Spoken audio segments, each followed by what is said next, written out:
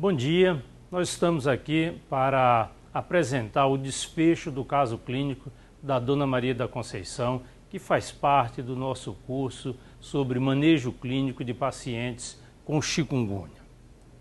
A Dona Maria da Conceição, ela tem 60 anos de idade e antes de apresentar chikungunya, ela já era portadora de osteoartrite, um comprometimento geralmente decorrente do desgaste das articulações que é provocado com a idade dessas pessoas. A Dona Maria da Conceição procurou um serviço de saúde com queixas de dores articulares, de poliartralgias intensas há 4 meses. Isso significa dizer que ela já se encontrava na fase crônica da doença. Assim entendido, aqueles casos que tem mais de 90 dias de evolução após o início da fase aguda da doença. A Dona Maria da Conceição já havia feito uso de diversas medicações para alívio da dor. No entanto, não houve uma resposta adequada. Nesta fase crônica da doença em que se encontra a Dona Conceição, as manifestações clínicas normalmente estão associadas à idade e ao sexo. Por exemplo, o exantema, vômito, sangramento, úlceras orais estão mais associados com o sexo feminino.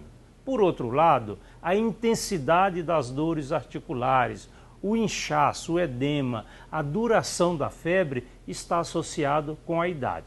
Quanto maior a idade, maior a intensidade dessas manifestações clínicas. Cabe destacar que a frequência das pessoas que progridem para a fase crônica varia de acordo com as metodologias utilizadas nos diversos estudos. De um modo geral, tem sido observado que mais de 50% das pessoas que têm chikungunya vão continuar com manifestações clínicas para além dos 3 meses após o início da doença. Existem vários fatores associados com a maior ou menor probabilidade de evoluir para a fase crônica. Um dos principais fatores é a idade, ou seja, pessoas acima de 45 anos de idade têm maior probabilidade de evoluir para a fase crônica. O mesmo pode ser dito em relação ao sexo feminino quando comparado com o sexo masculino. Também tem sido observado que a prévia existência de um comprometimento articular é um fator importante para que esse doente, em tendo chikungunya, persista com um quadro clínico mais arrastado. O mesmo também pode ser dito em relação à intensidade do quadro clínico na fase aguda. Quanto maior a intensidade desse quadro clínico na fase aguda, maior a probabilidade de evoluir para a cronicidade. Nesta fase de cronicidade, o sintoma mais comum é o comprometimento das articulações. Esse comprometimento pode ser contínuo, persistente ou intermitente, recidivante, e é expresso por dor de intensidade variável que pode ou não ser acompanhado por edema. As articulações acometidas durante a fase crônica geralmente são aquelas mesmas que foram acometidas durante a fase aguda da doença. Além da dor, que como disse pode ou não estar acompanhado por edema, nós podemos ver a limitação do movimento dessas articulações. Outras, sobretudo aquelas pessoas idosas, podem apresentar deformidades e também não se observa vermelhidão, eritema no corpo dessas pessoas na fase crônica, como nós observamos na fase aguda da doença, por exemplo. Cabe salientar que este comprometimento na fase crônica quase sempre é poliarticular. São diversas articulações que estão sendo acometidas. E mais, normalmente acometidas de forma bilateral, ou seja, ambos os lados com comprometimentos. Mais que isso, além de ser poliarticular e bilateral, costuma ser simétricas, ou seja, as mesmas articulações sendo acometidas em ambos os lados. Joelho, joelho, tornozelo, tornozelo, punho, punho e assim sucessivamente. Evidentemente, como acontece com todas as doenças, há aquelas formas menos frequentes, ou seja, é possível também o comprometimento monoarticular, o comprometimento em um único lado e também sem a simetria que a gente tem observado na maioria dos casos. Também há relatos de dores nas regiões sacroiliaca e lombosacra, além da região cervical. Na região cervical, relativamente comum as contraturas nos músculos trapézios, uma queixa muito frequente dos pacientes na fase crônica. Outras articulações, embora de forma menos frequente, também podem ser acometidas. Por exemplo, a articulação temporomandibular e externo-clavicular. Em frequência cada vez mais sendo observada, nós temos a presença da síndrome do túnel do carpo, manifestações clínicas decorrentes, então, do comprometimento do nervo mediano, de tal forma que aquelas regiões inervadas pelo mediano podem apresentar, sobretudo, dormência e formigamentos. Alguns pacientes, sobretudo aqueles mais idosos, podem apresentar, nesta fase mais tardia da chikungunya, podem apresentar artropatias destrutivas, muito parecidas com aquelas decorrentes da artrite psoriática ou da artrite reumatoide. Outras manifestações clínicas gerais são vistas em frequência variável. A que ganharia maior destaque seria a alopécia, a queda de cabelos, em especial em mulheres. É uma queixa, assim, muito frequente que nós temos observado. Outras manifestações, como bursite, comprometimento limitando em especial a movimentação de ombros, dores de cabeça, alterações na sensibilidade, no tato, em especial nas extremidades, ao cansaço exagerado, muitas vezes coceira, comprometimento em nervos. Temos tido várias outras frequências, outras manifestações que são observadas, como vocês estão vendo. Chamaria aqui a atenção para a depressão. É muito comum esses doentes que estão há 2, 3, 4, 6 meses sentindo dores, com limitações dos movimentos para as atividades cotidianas, uma qualidade de vida que vai se deteriorando, essas pessoas começam a apresentar depressão. E muitas vezes essa depressão funciona como um fator para a perpetuação desse quadro clínico desses pacientes e, consequentemente, das queixas dele também. Essa fase crônica, ela pode durar, em alguns casos, há relatos, até 3, 4, 5 anos. Nós temos no momento uma coorte de pacientes em Feira de Santana, no interior da Bahia, na qual temos quase 50% dos pacientes com manifestações clínicas 24 meses, ou seja, 2 anos após o início da doença. Lembrando que muitas vezes esses doentes chegam a um ambulatório, a um consultório, a uma unidade de saúde com as queixas muito sugestivas de chikungunya, no entanto, sem a comprovação laboratorial da infecção por chikungunya. Nesses casos, está recomendado que se faça o diagnóstico por meio da sorologia para a confirmação desse diagnóstico.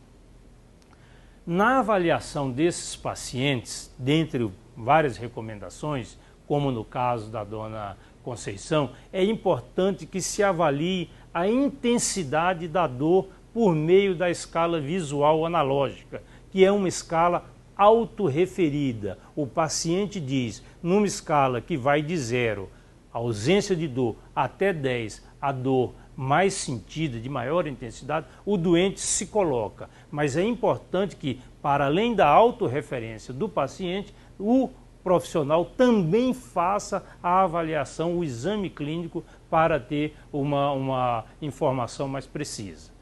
Para aqueles pacientes que têm queixas sugestivas de dores neuropáticas, queimação em planta dos pés, formigamentos, dormência, etc. e tal, é muito importante que se faça a avaliação, então, da presença ou não dessa dor neuropática. E para tal, nós utilizamos o protocolo DN4, né? Protocolo para avaliação da dor neuropática em 4 passos, com 4 componentes. Dentre os diagnósticos diferenciais para chikungunya, há uma gama muito grande, tanto de enfermidades infecciosas como não infecciosas, transmissíveis ou não transmissíveis. Dentre as principais enfermidades para esse diagnóstico diferencial, cabe destaque, cabe chamar a atenção para a artrite reumatoide e a artrite gotosa. É importante que se faça esse diagnóstico diferencial, até porque não podemos excluir que um paciente tenha essas duas enfermidades ao mesmo tempo, juntamente com a chikungunya. Nesta fase crônica, nós temos utilizado a medicação anti-inflamatória padrão, a prednisona. Prednisona, nós sabemos, é um corticosteroide e, nesses casos, nós utilizamos uma dose anti-inflamatória, que é até, no máximo, 0,5 mg por quilograma de peso por dia, em geral administrado pela manhã. Há profissionais que utilizam outros corticosteroides similares à prednisona, prednisolona, deflazocorte, mas é uma conduta de cada um. Do ponto de vista de manual do Ministério, a droga padrão que nós recomendamos é a prednisona. Nós avaliamos a resposta à medicação utilizada, a medicação anti-inflamatória, por meio do alívio da dor, que é expresso de forma, muitas vezes, subjetiva, pela retomada das atividades cotidianas que esse paciente passa a apresentar. Ele começa a desenvolver uma série de atividades que antes estavam limitadas e sem necessitar da ajuda de terceiros. Quando há a resolução, a resposta à medicação utilizada, no caso a prednisona, nós, por precaução, recomendamos que por mais 3 a 5 dias o paciente continue tomando a medicação e depois fazemos a retirada progressiva, que nós chamamos comumente de desmame. Na média, 5 mg a cada 5 ou 7 dias nós vamos reduzindo essa medicação. Nunca é demais lembrar as contraindicações ao uso dos corticosteroides, e isso vale também para toda e qualquer medicação que nós estamos utilizando na chikungunya. Por exemplo, os anti-inflamatórios não esteroides. Dentre essas restrições ao uso do corticosteroides, eu chamaria a atenção a pelo menos 3 pela frequência, a elevada frequência que nós observamos na população brasileira. É a diabetes, a hipertensão arterial mais severa e o glaucoma. São 3 comprometimentos que nós observamos com uma certa frequência e que têm restrições quanto ao uso do corticosteroides. Boa parte dos pacientes não responderá, infelizmente, ao uso do corticosteroide. Nós somos obrigados a utilizar outra classe de medicamentos. Estou me referindo especificamente a hidroxicloroquina e metotrexato e, por vezes, também a sulfasalazina. São medicamentos que nós utilizamos com uma certa rotina em outras enfermidades do campo da reumatologia. No entanto, antes de se fazer a prescrição desses medicamentos, aos quais eu me referi agora, metotrexato, hidroxicloroquina, é fundamental que se solicite uma gama de exames laboratoriais e também de avaliações clínicas. Dentre os exames laboratoriais, chamaria a atenção para os marcadores de enfermidades que podem ter um curso prolongado. Por exemplo, os marcadores da hepatite B, hepatite C, citomegalovírus, HIV e sífilis. Também não podemos esquecer que é recomendável uma avaliação oftalmológica para aquele paciente que irá fazer uso da hidroxicloroquina. Claro que em outras situações haverá também outros exames a serem solicitados, mas deixaria como informação que no caso da dona Conceição, muito provavelmente, ela só vai responder a uma medicação dessa classe, sendo a primeira opção a hidroxicloroquina. Nós vimos, nesse caso clínico da dona Maria da Conceição, um exemplo da dificuldade do manejo clínico das formas crônicas da chikungunya. Nós estamos observando como compromete a qualidade de vida desses doentes esta enfermidade que está ocorrendo de forma endêmica no Brasil. Também recomendamos, finalizando, que se consulte o fluxograma 3 para uma melhor compreensão da fase crônica, do manejo clínico da dor na fase crônica da chikungunya, que está no nosso manual. Também temos o protocolo clínico e diretrizes terapêuticas para dor crônica que está em evolução. Todos esses materiais podem ser observados, podem ser acessados no site do Ministério da Saúde. Muito obrigado.